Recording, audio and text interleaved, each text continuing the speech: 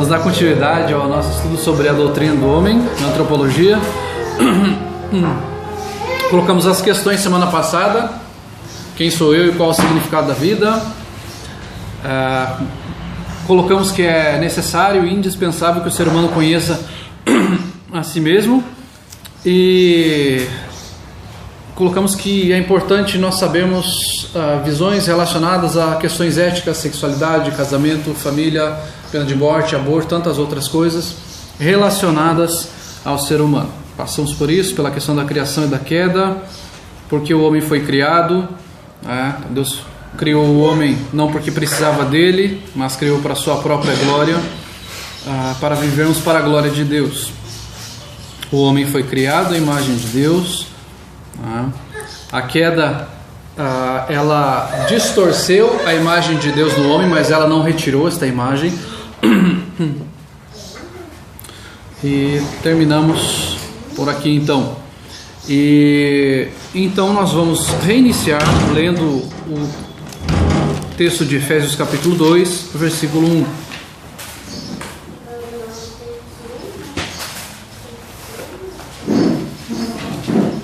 Para pegarmos o fio da meada.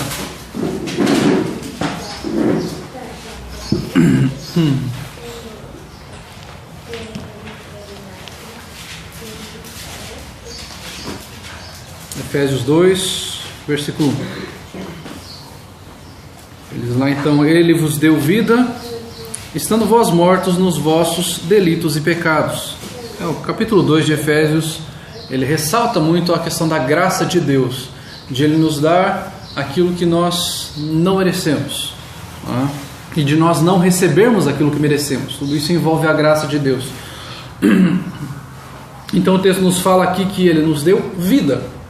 Ele nos deu vida porque nós estávamos mortos por causa dos nossos delitos, por causa dos nossos pecados. Então, estávamos mortos espiritualmente, condenados espiritualmente. Trouxe até um trecho do comentário de João Calvino. Esse trecho está no seu comentário de Efésios.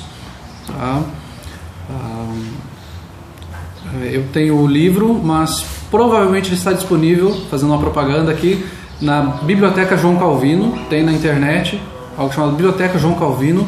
Você entra lá e tem alguns comentários de João Calvino, tem os Salmos, se eu não me engano também tem Gálatas e Efésios, as pastorais, se eu não me engano tem todos eles. Então, se os irmãos quiserem dar uma conferida ali, até estudarem pelos comentários, entra lá em Biblioteca João Calvino. Eu espero que não tenha sido desativada essa página, tá? Não é uma página pirata, é uma página legal, tá?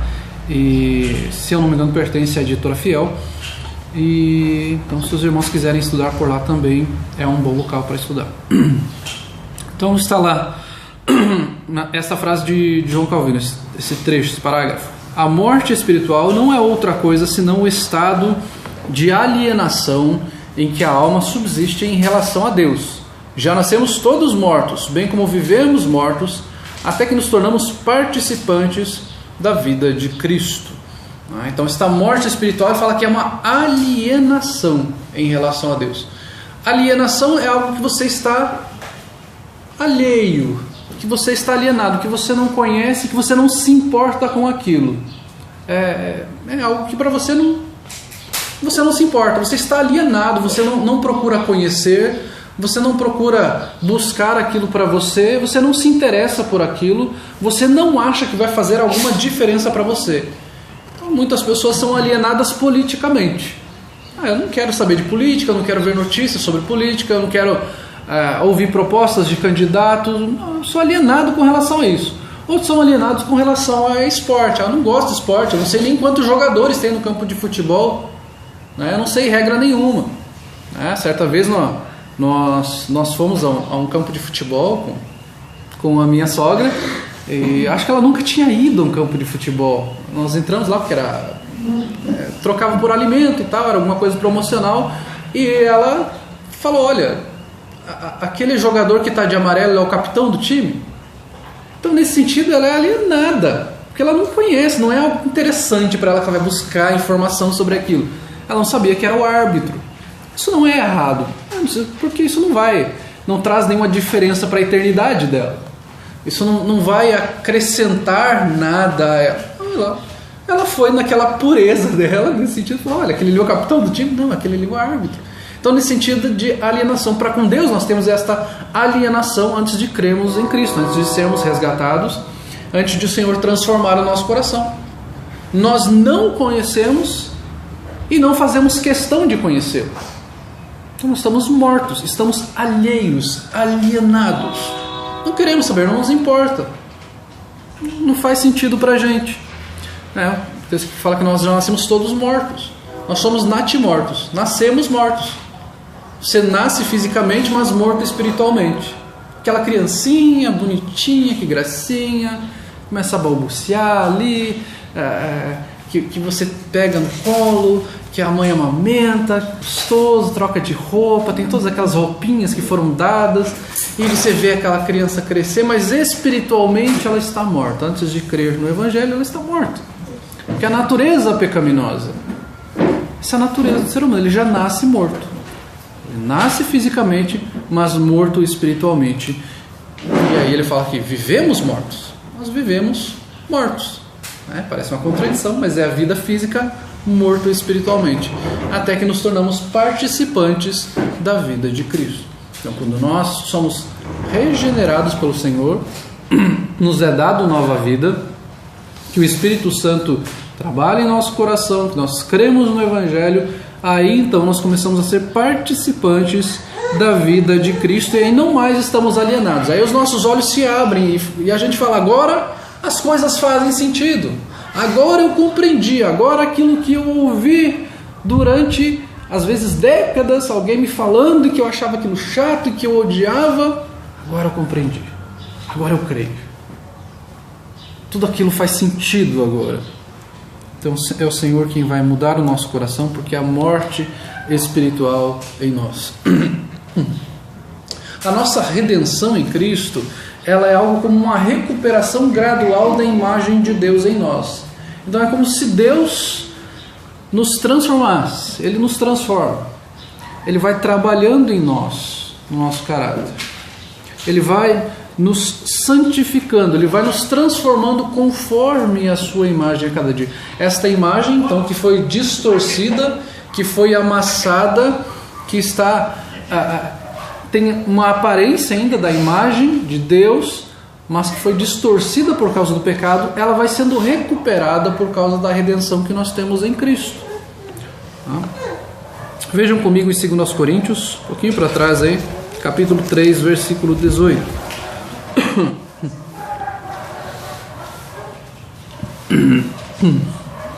Nós podemos inclusive ler este texto a partir do versículo 16 para entendermos o contexto em que o apóstolo Paulo está falando.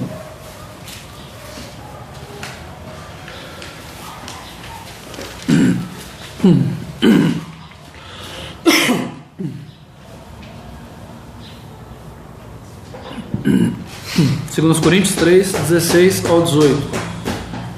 Quando, porém, algum deles se converte ao Senhor, o véu lhe é retirado. Ora,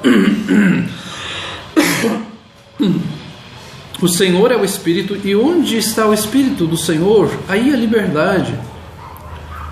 E todos nós, com o rosto desvendado, contemplando como por espelho a glória do Senhor, somos transformados de glória em glória, na sua própria imagem, como pelo Senhor o Espírito. Então o apóstolo Paulo aqui está falando da conversão, onde o véu é retirado. Ele está fazendo alusão ali a Moisés, que estava usando o véu, que aquela glória do rosto dele está desvanecendo, então ele usa aquele véu e tal. Então ele faz esse contraste de que quando nós o Senhor nos converte, este véu é retirado do nosso rosto, e ao invés de esta glória ir desvanecendo, ela vai aumentando a cada dia, né? Então esse nosso rosto ele é desvendado, nós temos a liberdade através da graça de Deus, e nós vamos, portanto, sendo transformados de glória em glória neste processo de santificação que o Senhor nos dá, na sua própria imagem, como pelo Senhor o Espírito. Então ela é uma transformação gradual, um processo de santificação para nos tornarmos cada dia mais parecidos com Cristo. Se você olhar para trás, para a sua vida cristã, você vai falar, puxa vida, olha a graça de Deus, como eu mudei em tantas coisas, como o Senhor me transformou nesta área, como o Senhor trabalhou nesta questão que era uma fraqueza na minha vida, como o Senhor trabalhou neste medo que eu tinha, nessas angústias que eu tinha. Eu tenho muitas outras questões para serem trabalhadas, mas o Senhor trabalhou em várias outras. Então o Senhor vai trabalhando dia após dia, nos transformando, nos levando para mais próximos dele. E esta proximidade de Deus não nos faz arrogantes. Muito pelo contrário, ela nos traz cada vez mais humildade, porque quanto mais próximos do Senhor, mais nós percebemos que somos pecadores, mais nós percebemos que precisamos dele, mais nós percebemos que necessitamos da sua graça. Então nós somos transformados dia após dia. Portanto, uma pessoa que é crente, é importante, é essencial que ela olhe para trás e pense: olha, o Senhor mudou esta questão na minha vida. O Senhor me deu mais paciência. O Senhor tirou aquele temor que eu tinha antes, da questão do meu sustento, de doenças da minha família, de medo com relação à morte, de questões que envolviam o meu coração egoísta, o meu coração avarento. O Senhor foi transformando essas questões. Mas Ele me mostrou outras que eu não conhecia antes. Outras que eu achava que eu nem era algo pecaminoso para mim. Outras lutas, outras questões no meu coração, que envolvem angústias no meu coração, ou que envolvem glutonaria, ou que envolvem inveja. E aí o Senhor trabalha nessas questões nas nossas vidas, e ao longo do tempo Ele vai trabalhando, e você fala: olha, pela graça de Deus, o Senhor está trabalhando nessas questões, mas eu estou percebendo que existem ainda outras. E isso não deve nos desanimar. Muito pelo contrário, isso deve nos animar, porque o Senhor... É um fato que o Senhor está mais próximo de nós, que nós estamos mais próximos dEle, por isso estamos enxergando os nossos pecados. Por isso nós estamos percebendo que nós continuamos pecadores, e não porque vencemos aquele somos melhores agora. Não, mas o Senhor está nos transformando, sim, mas Ele continua nos mostrando: você é pecador, você é falho, você é fraco, você necessita de mim. Não vai chegar um momento que você vai falar: olha, agora estou bem, nem preciso mais de Deus, cheguei onde poderia chegar. Esse momento não vai chegar nesta vida. Então o apóstolo Paulo fala: você contempla como por espelho a glória do Senhor, e nós somos transformados de glória em glória, diariamente, dia após dia, passo a passo. Então nós não precisamos ficar com ansiedade, com coração: isso tem que ser, eu tenho que vencer todas essas questões agora, nesse momento. Graças a Deus se isso desse para acontecer, mas não dá. Muitas vezes é uma questão que tem que ser trabalhada, que o Senhor vai tratar o nosso coração particularmente, que Ele vai nos dar provas, tribulações muitas vezes, para nós vencermos aquela situação. Puxa vida, mas eu sou tão impaciente e isso aconteceu agora. Então a gente tem que olhar para aquilo como uma oportunidade que Deus está dando para você ser uma pessoa mais paciente, não para você se tornar mais impaciente. O Senhor usa as suas ferramentas para trabalhar no seu coração, para se transformar de glória em glória. Puxa vida, mas eu sou uma pessoa tão melancólica, tão triste às vezes, e o Senhor trouxe essa situação de perda, essa situação complicada. É uma oportunidade de Deus trabalhar a sua melancolia, trabalhar a gratidão no seu coração. É o Senhor trabalhando de glória em glória na sua vida. Puxa, mas eu sou tão ansioso, eu quero que as coisas aconteçam aqui agora, e agora isso aconteceu aqui, e o nosso país com toda essa burocracia, eu queria fazer isso hoje, e eu tenho que pegar 200 mil papéis e assinar. O Senhor está trabalhando no seu coração, no coração de cada um de nós, nas nossas fraquezas, de glória em glória, para nos transformar, como o texto próprio diz, na sua própria imagem, como pelo Senhor, não é por você próprio, mas pelo Senhor, o Espírito. Um pouco para frente, Colossenses capítulo 3, versículos 9 e 10.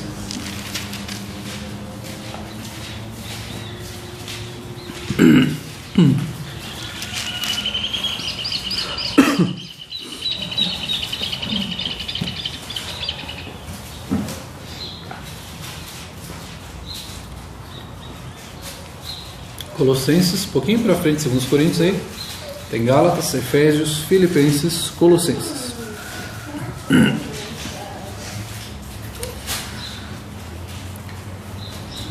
3, do 9 ao 10. Não mintais uns aos outros, uma vez que vos despistes do velho homem com seus feitos, e vos revestistes do novo homem, que se refaz para o pleno conhecimento, segundo a imagem daquele que o criou. Então ele usa a questão da mentira aqui, né, de não mentir. Ele fala, vocês se despiram do velho homem, vocês tiraram aquela capa, aquela roupa imunda, suja, com a culpa do pecado, e vocês se revestiram com este novo homem agora. E ele se faz com o pleno conhecimento, ele se refaz, ele é uma nova pessoa, uma pessoa que foi regenerada, uma pessoa que está sendo transformada, e esta transformação é segundo a imagem daquele que o criou. Então esta imagem está sendo refeita, até nós chegarmos à presença do Senhor, como vai dizer lá o texto de 1 Coríntios capítulo 15, desta ressurreição e restauração de todos nós, para estarmos com o Senhor. Que é o próximo texto que nós vamos ler, que fala desta completa restauração da imagem de Deus no homem. Assim como hoje nós temos esta imagem de Adão que foi corrompida pelo pecado, mas restaurada pelo Senhor através da conversão, no futuro nós seremos como Cristo, porque esta imagem ela será plenamente refeita e restaurada. 1 Coríntios capítulo 15, versículo 42 ao 49. Lembrando que esse texto está falando sobre ressurreição. Havia algumas pessoas na igreja de Corinto que não criam na ressurreição. O apóstolo Paulo, então, ele traz aqui o ensinamento acerca da ressurreição e da implicação de você não crer na ressurreição dos mortos, inclusive que o próprio Cristo não teria ressuscitado os mortos e eles continuariam perdidos nos seus próprios pecados. 1 Coríntios 15, 42 ao 49. Pois assim também é a ressurreição dos mortos. Semeia-se o corpo na corrupção, ressuscita na incorrupção. Semeia-se em desonra, ressuscita em glória. Semeia-se em fraqueza, ressuscita em poder. Semeia-se corpo natural, ressuscita corpo espiritual. Se há corpo natural, há também corpo espiritual. Pois assim está escrito: o primeiro homem, Adão, foi feito alma vivente. O último Adão, porém, é espírito vivificante. Mas não é o primeiro o espiritual, e sim o natural, depois o espiritual. O primeiro homem formado da terra é terreno, o segundo homem é do céu. Como foi o primeiro homem, o terreno, tais são também os demais homens terrenos. E como é o homem celestial, tais também os celestiais.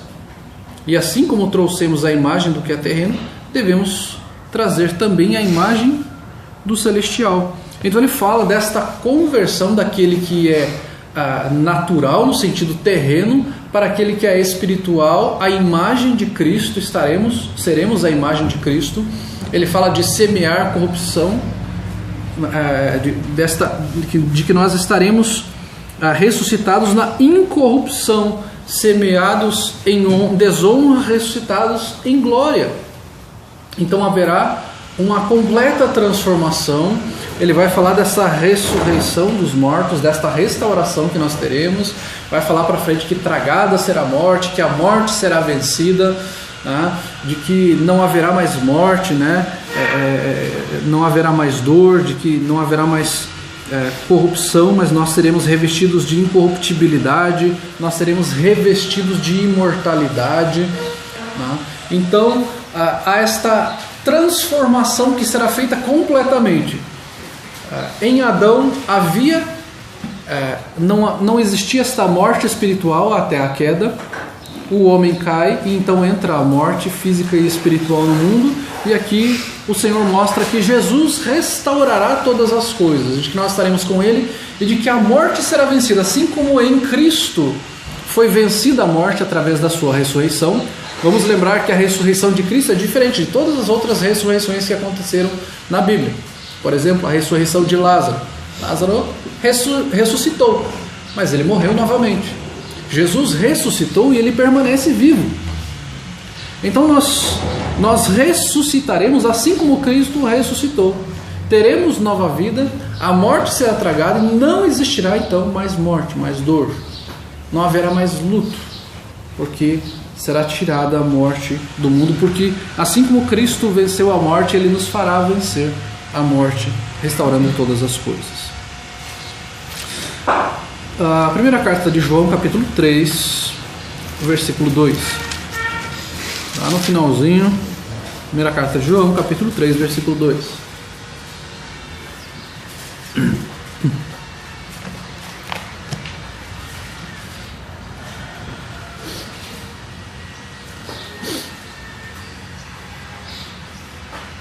Amados, agora somos filhos de Deus, e ainda não se manifestou o que haveremos de ser. Sabemos que quando Ele se manifestar, seremos semelhantes a Ele, porque haveremos de vê-lo como Ele é. Então nós seremos transformados e seremos assim como Ele é. Seremos glorificados, como a Bíblia fala, de Romanos capítulo 8 vai falar isso. Nós seremos como o próprio Jesus. A glória será dada a Ele, nós teremos corpos glorificados. Nós não seremos glorificados de alguém nos estar lá se ajoelhando perante nós. Mas nós teremos corpos glorificados, corpos incorruptíveis. Então, nós seremos a imagem do próprio Cristo nesse sentido. Sem pecado, sem morte, sem luto, sem dor, sem doença.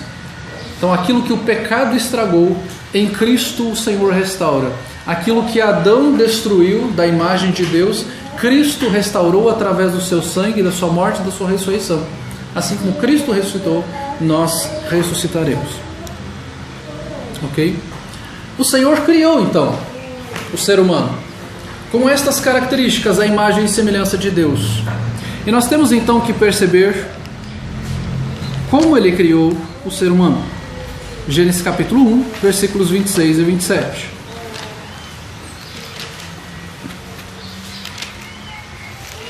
Aqui uma breve introdução e depois vamos desenvolver o assunto. Gênesis 1, 26 e 27 diz assim: Também disse Deus, façamos o homem à nossa imagem, conforme a nossa semelhança. Tem ele domínio sobre os peixes do mar, sobre as aves dos céus, sobre os animais domésticos, sobre toda a terra, sobre todos os répteis que rastejam pela terra. Criou Deus, pois, o homem à sua imagem. A imagem de Deus o criou, homem e mulher os criou. Então, a criação de Deus é homem e mulher. Deus cria homem e mulher. Então, homem e mulher são criados à imagem e semelhança de Deus. Os animais não são criados à imagem e semelhança de Deus. Então, quando você ouve que o ser humano ele é um animal irracional, provavelmente um animal racional, você vai ouvir isso na escola, se você está estudando ainda. Eu ouvi muito quando eu estava na escola, que o ser humano ele é um pouco mais evoluído, porque ele é um animal racional, enquanto o cachorro, o gato, o passarinho, a galinha são animais irracionais. Não, a Bíblia não fala isso. A Bíblia fala que você e eu fomos criados à imagem e semelhança de Deus. Você não é um animal. Você é uma criatura criada à imagem e semelhança de Deus. Ainda Gênesis capítulo 2, versículo 18. Gênesis 2, versículo 18. Disse mais o Senhor Deus: Não é bom que o homem esteja só, far-lhe-ei uma auxiliadora que lhe seja idônea. E ainda o 22 e o 24. E a costela que o Senhor Deus tomara ao homem, transformou-a numa mulher e lhe a trouxe. E disse o homem: Esta afinal é osso dos meus ossos e carne da minha carne, porquanto do varão foi tomada. Por isso deixa o homem pai e mãe, se une à sua mulher, tornando-se os dois uma só carne. Ora, Deus criou o homem e a mulher, à imagem e semelhança dele. Criou pessoas de igual importância diante de Deus. Não há superioridade de nenhum dos dois, mas há uma diferença de papéis. A mulher ela é uma auxiliadora do homem. Isso não quer dizer que ela é inferior. Ela é uma auxiliadora, e é assim que as Escrituras colocam para nós. Então, criados à imagem e semelhança de Deus, não há a diferença de importância. O homem é mais importante do que a mulher é mais importante do que o homem, como existe todas essas brigas hoje de quem é o melhor, de quem é mais relevante, de quem é mais esperto. Mas todos somos iguais diante de Deus, com papéis diferentes. Isso é muito óbvio de a gente perceber. Vamos começar a ver essas diferenças de papéis então. Efésios capítulo 5, versículo 22 ao 25.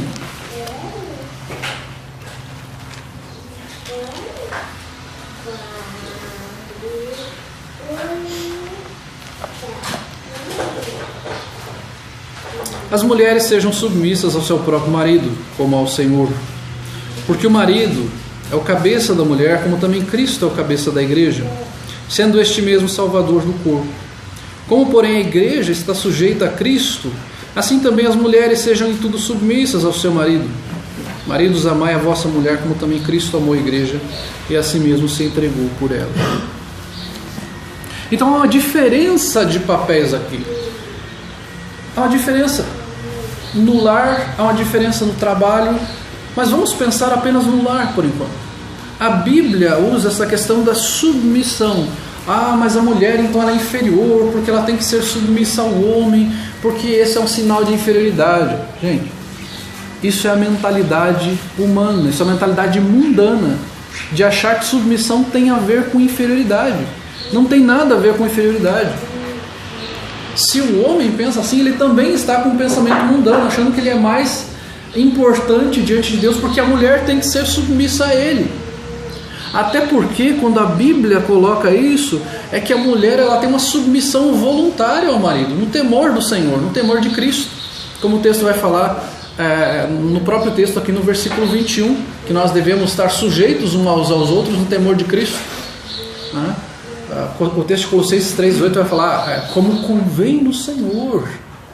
Então existe essa submissão de estar ao lado do marido, de ser a auxiliadora dele,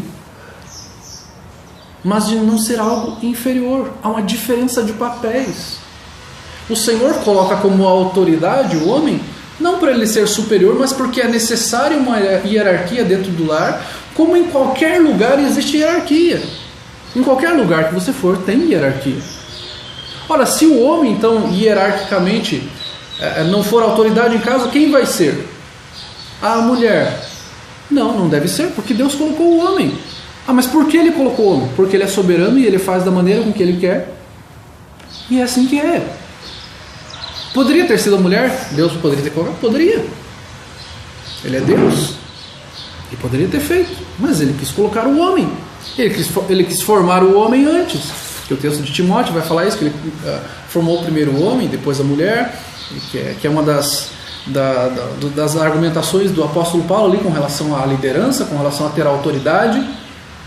Então o Senhor colocou dessa forma que o homem é a autoridade. Em qualquer lugar que você for, tem autoridade. Se você vai trabalhar, você tem um chefe lá. Você vai na escola, você tem um diretor, você tem uma pedagoga, você tem alguma pessoa que manda lá, tem autoridade. Em qualquer lugar que você for, tem alguém que vai ser autoridade e você vai ter que se submeter a esta autoridade, mesmo não querendo. E quando você não quer se submeter, você é punido. Tudo existe a autoridade. O Senhor, então, coloca o homem como autoridade. Percebam como o texto trata esta questão de as mulheres serem submissas ao próprio marido como ao Senhor. Porque o marido é o cabeça da mulher, como Cristo é o cabeça da igreja. Ele coloca esta ordem. Cristo é o cabeça da igreja, a igreja obedece a Cristo, a igreja ela está submissa a Cristo. Desta mesma forma, a esposa deve estar submissa ao marido, amorosamente, voluntariamente. Não é algo pesado. Uma pessoa que é cristã não deve achar pesado ser submissa a Cristo, a igreja ser submissa a Cristo. Assim como uma esposa crente não deve achar pesado ser submissa ao seu próprio marido, porque é algo que as Escrituras colocam para nós de como deve ser feito. Então, esta igreja é submissa a Cristo, assim, as mulheres também devem ser submissas ao seu próprio marido. As Escrituras nos mostram que esta não é uma questão de superioridade, mas é uma questão de pertencimento. Não é algo que é concorrência, mas é cooperação. Vejam comigo um texto muito interessante, 1 Coríntios 7, 3 e 4.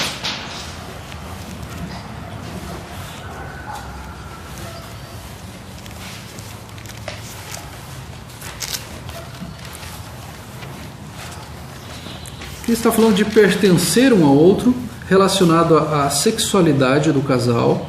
Tá? Ele fala 1 Coríntios 7, 3 e 4. O marido conceda à esposa o que lhe é devido, e também semelhantemente a esposa ao seu marido.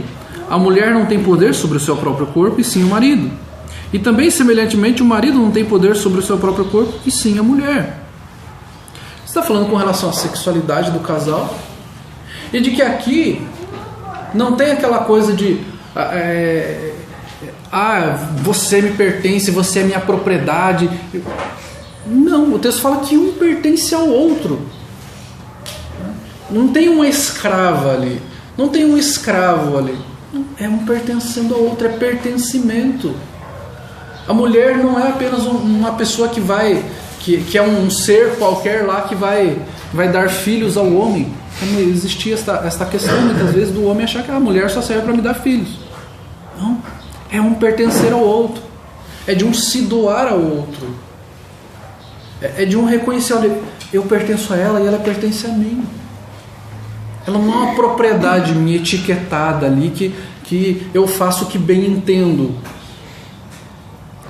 É algo que tem que ser bom para ambas as partes. É cooperação, é estar juntos.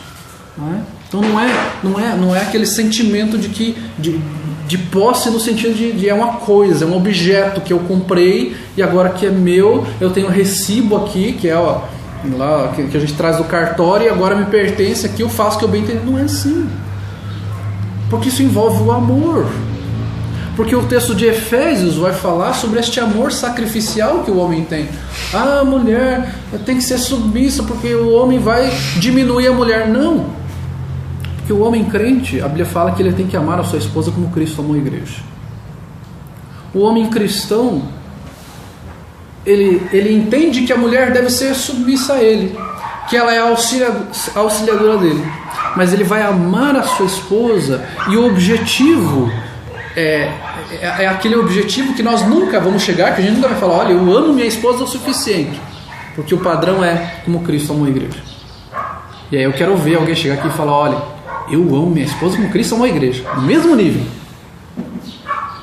Este é o padrão de Deus.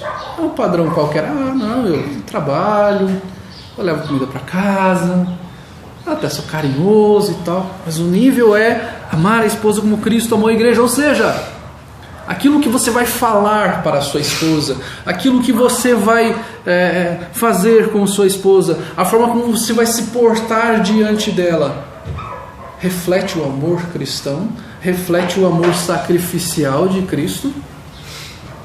Este é o amor que as Escrituras falam que o homem deve ter. É o amor sacrificial, que ele deve estar pronto a dar a vida por ela, se necessário. E este é o papel do homem. E aí a gente vê esses papéis diferentes que existem do homem tanto na casa quanto na sociedade. Hoje não é tão comum, mas se existe uma guerra, normalmente ia um homem para a guerra, para cuidar da família. E ele deixava os filhos mais velhos para cuidar da casa. O homem da casa seria o filho mais velho que ia cuidar das mulheres. Já tinha essa noção, esse senso de que o homem ia cuidar da casa, ia dar a vida pela sua família, para preservar a sua família, para preservar o seu nome, para preservar o seu povo. Quando era necessário ir caçar, era o homem que ia caçar, arriscar a sua vida. Era ele que ia lá para o meio do mato, era ele que ia para o mar pescar. Era o papel do homem. Em nada diminuía a mulher ter que ficar em casa cuidando das crianças, amamentando, fazendo as refeições. Era o papel de cada um. É o papel de cada um. O pecado no coração ele vai tomando conta de tal forma que às vezes as pessoas dentro da própria igreja têm essa noção, eu não me sinto bem se eu não trabalhar fora. Eu estou falando de casos que é necessário, tá, gente? Mas de pessoas que têm sim, plena condição de a esposa ficar em casa cuidando dos filhos. Não, eu vou colocar minha criança de 6 meses numa creche e ela vai ficar lá porque eu não me sinto plena de realização se eu não trabalhar. Nós estamos plenamente supridos, o salário da minha esposa é muito bom, é suficiente, mas eu preciso trabalhar para me sentir viva. Perdeu a noção do que é o papel da mulher. Novamente que repito aos irmãos, não estou falando de casos que é necessário a esposa ir trabalhar fora. Não é proibido a esposa ir trabalhar fora. Só ela não pode negligenciar o seu papel de mãe. Ora, se ela é mãe, ela tem responsabilidade para com seus filhos. E cabe ao homem, então, a responsabilidade de trazer o sustento para casa. E se este, então, não é suficiente, aí sim, a necessidade da mulher ter um trabalho. Mas o papel do homem é trazer o sustento para casa, é dar a vida, é trabalhar, é fazer hora extra. Os trabalhos mais arriscados normalmente são trabalhos de homens, de trabalhos em altura, trabalhos com força, em altas temperaturas ou em baixas temperaturas. Normalmente são feitos por homens. E quando se inserem mulheres nessas questões, muitas vezes não é danoso para ela, porque a compleição física de uma mulher é diferente do homem. É normal. Deus fez assim. Se você pegar uma mulher com o mesmo padrão de um homem, você vai ver que a mulher ela é diferente, ela difere a musculatura dela. É diferente. Foi feito diferente. Nós não somos iguais nesse sentido. A compleição física é diferente. Se você for pegar nas Olimpíadas, por que não fazem corrida de homem e mulher? Não vai dar. A compleição física do homem é completamente diferente. Por que não fazem natação mista? Não dá, as mulheres sempre vão perder. Elas são inferiores? Não. O biotipo delas é diferente. É diferente. Levantamento de peso, colocar homens e mulheres juntos, não vai dar. A mulher não chega. Se você for pegar o padrão de peso que um homem ergueu nas Olimpíadas, do medalhista de ouro, e a mulher da mesma categoria, a diferença é absurda, sim, mais de 100 quilos às vezes. É diferente. A mulher é inferior, então não. O corpo dela foi feito de uma forma diferente. Nós somos complementares. Nós não somos concorrentes. A mulher não tem que provar para o homem. Eu vou provar que eu posso. Então eu vou fazer aqui uma carteira para dirigir bitrem. Porque eu quero provar que eu posso. Eu quero fazer alguma coisa porque eu quero trabalhar numa mina de carvão. Quero provar que eu sou mulher forte. Não faz isso para provar, não. Deus nos fez diferentes. Deus nos fez complementares. Deus nos fez para adorá-lo e não para parecermos iguais. Nós somos diferentes na nossa compleição. Pense nisso.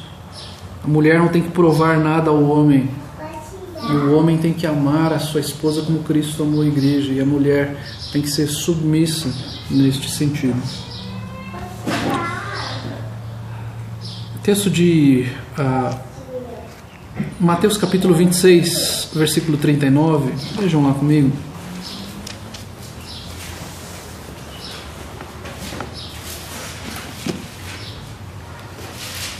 Mateus 26, 39.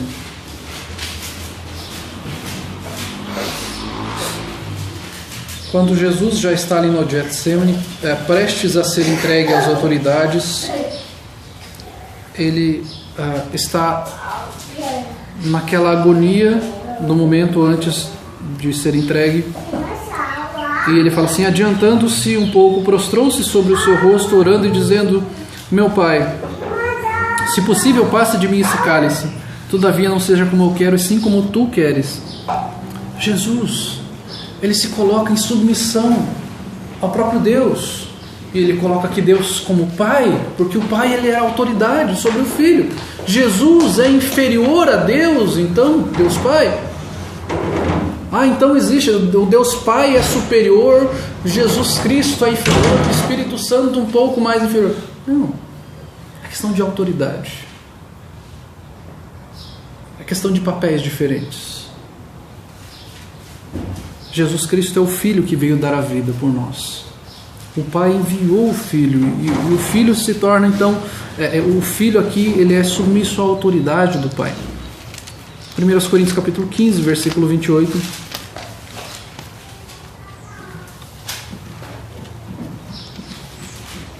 Voltando ao texto da ressurreição, o texto lá nos diz: depois de serem restauradas todas as coisas, né? Ele fala de colocar, 27 fala, porque todas as coisas sujeitou debaixo dos pés, e quando diz todas as coisas lhe estão sujeitas, certamente exclui aquele que tudo lhe subordinou. Quando, porém, todas as coisas lhe estiverem sujeitas, então o próprio Filho também se sujeitará àquele que todas as coisas lhe sujeitou, para que Deus seja tudo em todos. O próprio Filho se sujeitará a Deus. Nós não temos problemas em ver Jesus Cristo, o Filho, se sujeitando a Deus Pai. Mas nós temos problemas em ver uma esposa se sujeitando ao marido. Nós não temos problemas em dizer Jesus Cristo era submisso a Deus Pai, porque Ele diz: não seja feita a minha vontade, mas a sua. Mas quando Deus fala a mulher tem que ser submissa, não, a mulher tem que ser livre, a mulher tem que ser autônoma, ela tem que fazer o que ela bem entender, ela tem que ter a sua própria conta bancária, ela tem que ter o seu próprio dinheiro, ela tem que ter a sua independência, ela faz o que bem entender com o seu dinheiro, ela tem o seu dinheiro, o marido tem o seu dinheiro e cada um vive na sua. Isso não é casamento, gente. Não é casamento. Deus não fez o casamento para ser isso, para um ficar concorrendo com o outro, para ver quem tem mais cursos universitários, para ver quem ganha mais, para ver quem tem mais talento, quem é mais forte, quem é mais rápido, quem é mais talentoso, quem cozinha melhor. Deus não nos fez para nos degladiarmos. Deus não fez o casamento para nós lutarmos um com o outro. Deus fez o casamento para nós cooperarmos, para entendermos a questão da autoridade. Algumas implicações para nós acerca daquilo que nós falamos aqui. Que nós falamos que Deus criou o homem e a mulher à sua imagem e semelhança, e que deixa o homem pai e mãe, se une à sua mulher e os dois se tornam uma só carne. O casamento, portanto, ele é um casamento heterossexual, é um casamento entre um homem e uma mulher. Biblicamente, não existe casamento entre dois homens e duas mulheres. O casamento ele é heterossexual. Nunca existiu casamento homossexual.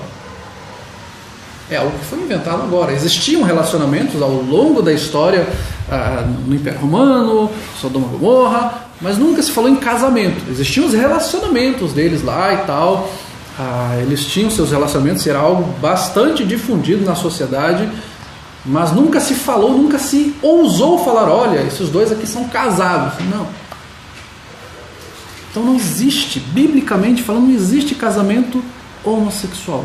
O casamento ele é heterossexual, biblicamente falando.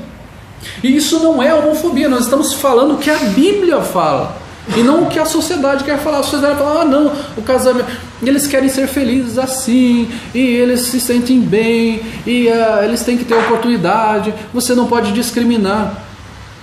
Ninguém está discriminando. Nós estamos falando que isso não é um casamento, biblicamente falando. Se a lei vai aceitar, a lei que aceite, mas biblicamente a gente fala: não, isso não é casamento. Diante de Deus não é casamento. Vocês estão morando juntos, mas não é casamento. Biblicamente não é casamento. Então o casamento ele é um casamento heterossexual, entre um homem e uma mulher. Portanto, se é entre um homem e uma mulher também, ele é um casamento monogâmico. É um homem e uma mulher. Não é um homem com duas mulheres, não são dois homens com duas mulheres, e assim por diante. É um homem e uma mulher. Não tem essa de ter uma mulher em cada lugar, ou a mulher ter um relacionamento e ter outro e casar, de ter vários relacionamentos juntos ao mesmo tempo. Aquela coisa que sempre fala de caminhoneiro, né? O cara tem uma mulher em cada estado. Ele viaja, ele casa com uma lá, quando não tinha essa interação. Olha, ele tem um casamento de papel passado lá, tem toda a documentação aqui também e tal. Olha, ele está casado lá, tem um relacionamento lá. É um casamento monogâmico, é com uma mulher, é com um homem. O pessoal moderninho hoje, né? Não, a gente se sente bem, né? Convivendo aqui, passa a ter matérias na TV, a mulher que convive com 2 homens, ou o homem que convive com 2 mulheres, ou 2 homens com 3 mulheres, 3 mulheres com 3 homens, e coisas assim absurdas. É monogâmico. E eles acham que aquilo é casamento. Não é casamento. Isso não é casamento. Casamento é um homem e uma mulher. O casamento é cooperativo. Vocês cooperam. Vocês estão ali para um bem comum. Vocês estão trabalhando juntos para crescerem na graça do Senhor, para sustentarem a família, para instruírem os filhos. É cooperativo. Cada um coopera com seus dons, com seus talentos, com as suas habilidades. E não usa suas habilidades para falar, olha, eu sou melhor nisso do que você, viu só como eu sou superior? Viu só como eu sou bom? É complementar. É quando você não consegue fazer algo ou não consegue fazer muito bem, o outro vem ali, olha, eu consigo fazer isso bem, vou te ajudar. Eu não vou muito bem nessa questão de trabalhos manuais aqui, mas a minha esposa vai. Eu não cozinho lá muito bem, mas a minha esposa cozinha bem, meu esposo cozinha bem.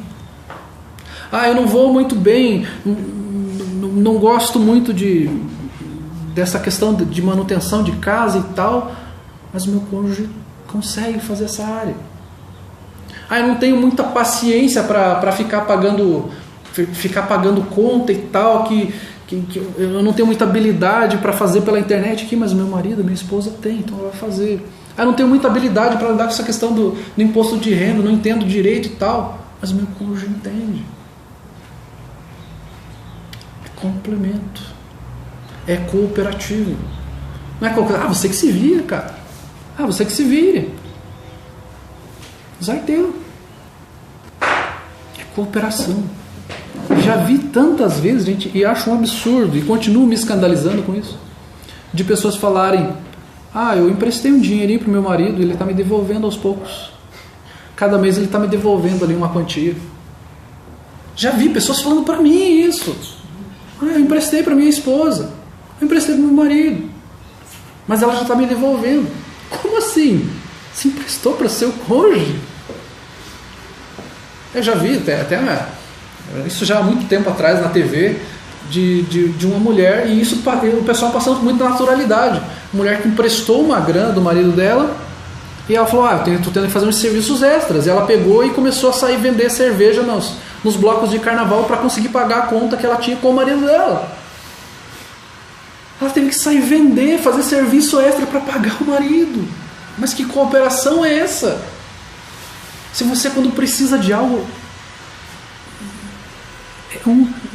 é uma vida que não é cooperativa, que não é complementar, que não se tornou uma só carne, que não se tornou algo que é dos dois, que é uma conta bancária dos dois, que tudo que se compra ali é nosso. Não, você que quis isso, agora se vire para pagar. Não era você que queria, agora se vira, faz o empréstimo. Não é uma decisão conjunta. Você que sabe se quer comprar, mas azar teu. A decisão é conjunta. Esta é a implicação de sermos a imagem e semelhança de Deus nos ter feito para um casamento heterossexual, monogâmico, algo permanente. O casamento ele é permanente, não é para ser eterno enquanto dure. O casamento é para permanecer para sempre. Não é, agora eu cansei. Agora eu acho que estou pensando em novos ares. Eu quero ter um cônjuge diferente agora. Já cansei dos defeitos dessa pessoa. É o permanente. Esta pessoa é para a tua vida toda. É assim que a Bíblia nos fala. E o casamento ele deve ser um reflexo da fidelidade da aliança com Deus.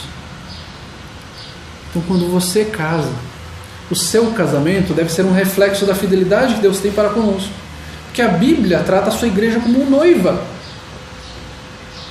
E este relacionamento que Deus tem de fidelidade para conosco, como Ele é fiel à sua aliança, nós devemos ser fiéis ao nosso cônjuge em todos os sentidos. Não só na questão de, eu não adultero, mas nas questões emocionais, nas questões financeiras, no trato com as crianças. Perceba como são tantas as implicações que envolvem nós sermos criados à imagem e semelhança de Deus. Nós somos criados para viver uma vida de santidade, para nos voltarmos para o Senhor, para refletirmos aquilo para o qual fomos feitos, para a glória dEle, para sermos fiéis a Ele.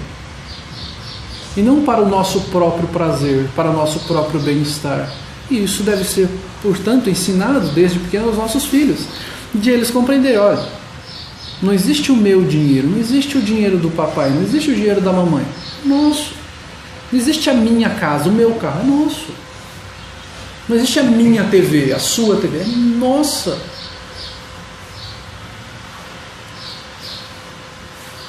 Nós somos um do outro, fiéis até o fim, refletindo a graça de Deus, a fidelidade que Deus tem à sua aliança e a fidelidade que nós temos que ter para o resto das nossas vidas. Vamos terminar com uma oração. Senhor Deus, agradecemos porque o Senhor nos criou, sua imagem e semelhança. Somos muito gratos, apesar de nascermos mortos em nossos delitos e pecados, o Senhor nos dar vida, o Senhor nos dar uma regeneração para podermos compreender a Tua Palavra e vivermos dia após dia para a Sua glória. E de olharmos, ó Deus, para a nossa família, uma forma de refletirmos, ó Deus, a fidelidade que o Senhor tem à sua própria aliança, de sermos fiéis para os nossos cônjuges, de sermos anunciadores, ó Pai, aos nossos filhos, aos nossos queridos que estão ao nosso redor, do quanto a nossa vida como casal reflete, ó Deus, deve refletir a Tua santidade e a Tua fidelidade. Fica conosco, Pai, neste dia, nos ensinando cada dia mais a honrar e glorificar ao Senhor. Em nome de Jesus Cristo. Amém.